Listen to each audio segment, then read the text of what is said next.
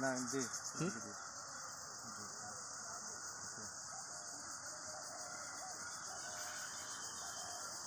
তুমি ঘুরালে